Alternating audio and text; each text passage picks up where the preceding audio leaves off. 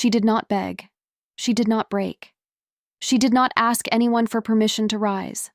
But the moment they thought she was finally gone, finally quiet, finally done, that was the exact moment she became the most dangerous version of herself. Everything you saw in Season 2 was just her warm-up. What is coming in Season 3 is something nobody, not her enemies, not her allies, not even the people who claim to love her, is truly ready for. You think you know her story? You do not. Not yet. The screen is completely black. There is no music. There is no voice. There is nothing but the sound of a single breath, slow and steady, like someone who has just made a decision they cannot take back. Then very faintly, you hear footsteps. Not rushed, not scared. Calm, deliberate footsteps that echo like they own every inch of the ground they walk on. That sound alone tells you everything about where this woman is mentally. She is not running anymore. She is arriving. A thin line of light cuts through the black screen, like a door opening just slightly in a dark room. It flickers once, twice, then holds steady. The ambient sound shifts. A low wind moves through the background, distant and hollow, like the kind of silence that exists right before something enormous happens. There are no words spoken yet, no dramatic music, just that light, that wind, and those footsteps growing slightly closer with every second. Then the footsteps stop, and in that stillness, in that complete and total quiet, a single line of text appears on the screen, white letters against pure black, clean and sharp with no decoration around it. The words read, "She survived Season 2. The text stays on screen for just long enough for the weight of those words to fully land on the viewer. Because surviving is not the same as winning. Surviving means she went through something that was designed to destroy her. It means the fire was real. The pain was real. The people who wanted her gone were real. And she is still here anyway. The text fades. The light disappears. The screen returns to complete black. The footsteps do not return. The wind goes silent. And for one full second, there is absolutely nothing. No sound, no image, no movement, just black.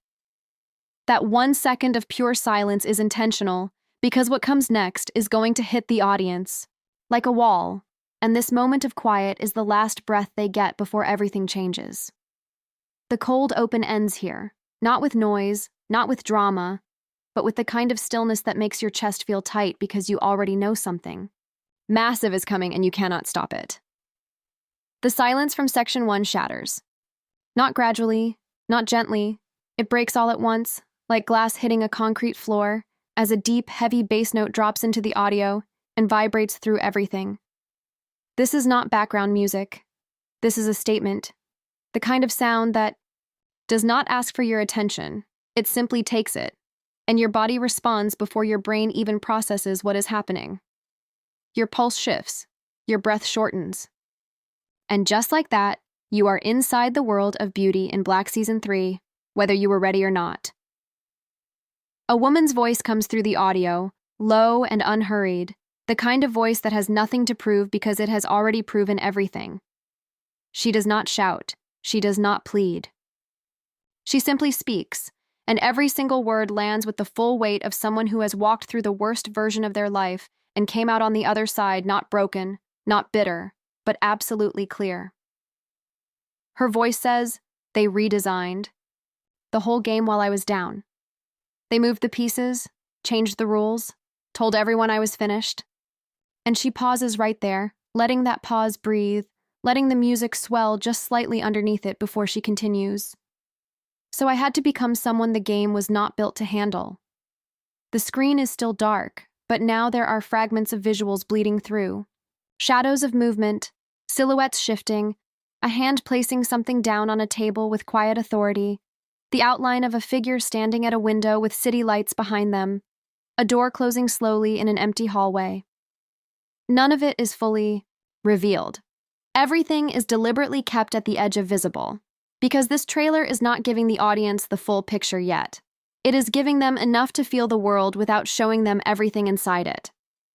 That tension between what is shown and what is hidden is exactly what makes a viewer lean forward. Text begins to appear on screen in the same clean white font from the cold open. The words do not come all at once. They arrive one phrase at a time to the music and the narration, each one sitting on screen just long enough to be felt rather than just read. The first phrase reads, "Power shifts." The second reads, "Loyalty breaks." The third, arriving slower than the others, reads, "And she is no longer who they remember." Each phrase disappears completely before the next one arrives, so the viewer is never reading two things at once. Their full attention stays on one idea at a time, which means each idea hits harder than it would if everything appeared together. The narrator's voice returns one final time in this section, softer now, almost like she is speaking directly to one specific person rather than to the world. She says, "Survival was never the goal. It was just the beginning." And the moment those words finish, the music cuts. Not fades. Cuts. Dead silence for half a second. And then section 3 begins. Nobody talks about what it actually costs to be the woman everyone underestimates. Nobody talks about what it takes. Out of you, quietly, slowly, over time, to keep showing up in rooms that were never designed with you in mind, to keep building in soil that people kept poisoning, to keep standing after hits that were meant to be final. Nobody talks about that part. But Season 3 does. Season 3 goes exactly where most stories are too comfortable to go, into the part of a powerful woman's life that is not glamorous, not celebrated, not framed in a beautiful light, but is more real and more raw than anything that came before it. The music that opens this section does not explode. It grows. It starts as a single low note, something almost like a heartbeat played on a cello, and then piece by piece other instruments begin to layer on top of it, strings first, then a subtle percussion building underneath, then a piano line. That feels like memory, like something familiar that has been slightly changed by time and pain. The sound tells a story on its own before a single word is spoken, and the story it tells is this. Something that was once beautiful has been through fire, and what remains is not destroyed. It is refined. A new voice enters the audio, not the narrator from Section 2. This is someone else, a character from inside the world of the show, and their voice carries the specific texture of someone speaking a truth they have been holding for a long time. They say, "She was never supposed to make it this far. The room she walked into was not built for her. The seat she sits in was not offered to her. She took it." And then a second voice, different in tone, sharper and colder, cuts in immediately after. That is exactly what makes her so dangerous now. Those two voices together create an instant sense of a world with sides, with people watching her from different angles, some in fear, some in awe, some in both at the same time. The visuals in this section begin to open up slightly more than before. Still no full face reveals, still no direct character exposure, but the world itself becomes more visible now. A pair of hands signing a document at the head of a long table. A phone screen lighting up with a message that the camera does not let the viewer fully read. A single chair at the center of an otherwise empty room, the kind of emptiness that feels intentional, like the room was cleared specifically for whatever is about to happen inside it.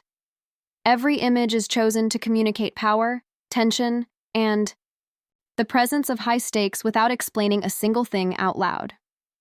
Text returns to the screen, but this time the phrasing is different. Less poetic, more direct, landing like facts being stated in a courtroom. The first line reads, "Everything she built is now a target." The second line reads, "Everyone she trusted is now a question." The third line reads, "And the version of her that walks into Season 3 has already decided she is not losing anything else." That final line stays on screen longer than the others, long enough for the viewer to sit with it. Long enough for the weight of that sentence to move from their eyes into their chest, because that sentence is not about a fictional character anymore. That sentence is about every person watching who has ever decided, quietly and completely, that they are done shrinking. The section closes with the narrator returning, her voice now carrying something that was not there before, not just clarity, but a kind of controlled anger, the kind that does not raise its volume because it does not need to. She says, they thought taking everything from her would finish her. What they did not understand is that a woman with nothing left to lose is the freest and most powerful thing in the world. The music holds on that line for exactly 2 seconds, letting it echo, letting it settle, and then it shifts into something harder, faster, and louder as section 4 begins. There is a specific kind of woman that the world spends years trying to contain. Not because she is loud, not because she is reckless, but because she is awake, fully, completely, dangerously awake. She sees the moves before they are made.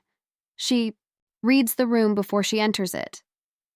She understands the game at a level that makes the people running it deeply uncomfortable, because you cannot manipulate someone who already knows exactly what you are doing and has already decided what she is going to do about it.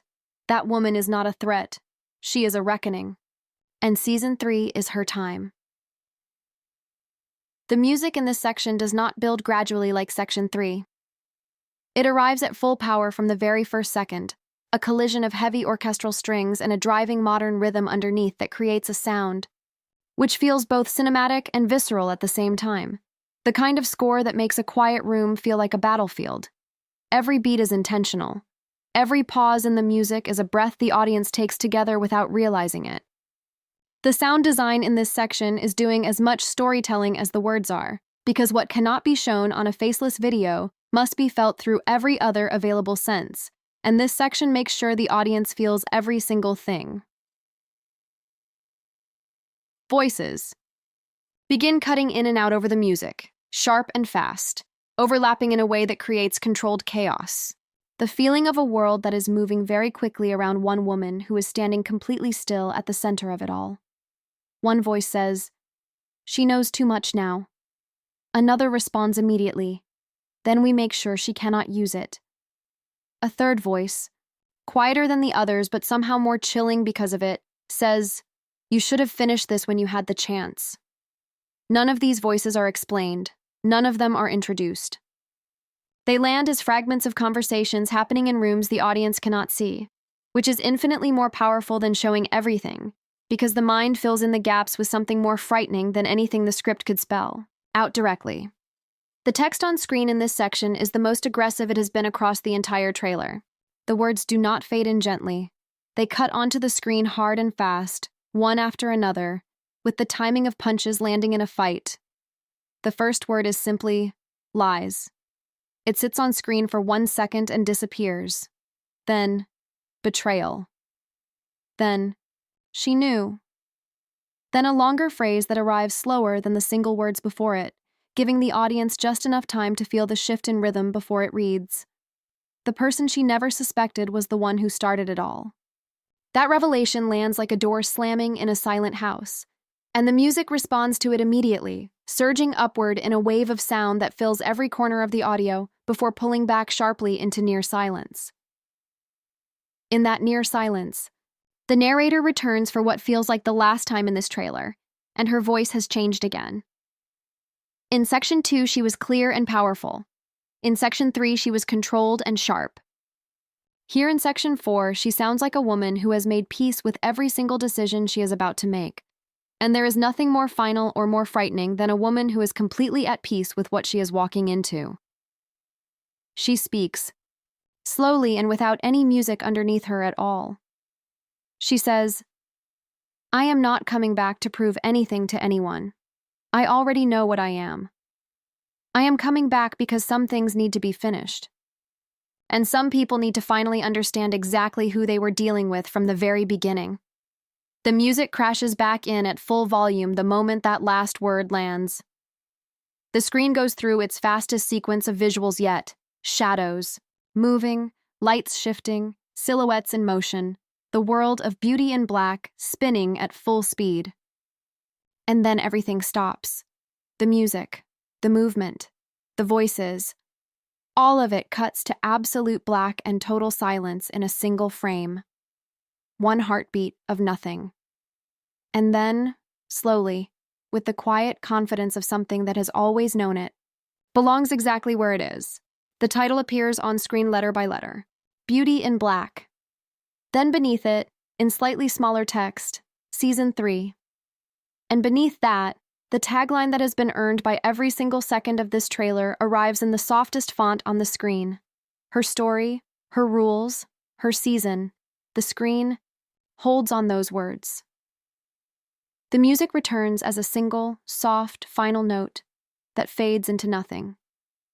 And the trailer ends not with noise, but with the same stillness it began with, because she was never about making noise. She was always about making moves.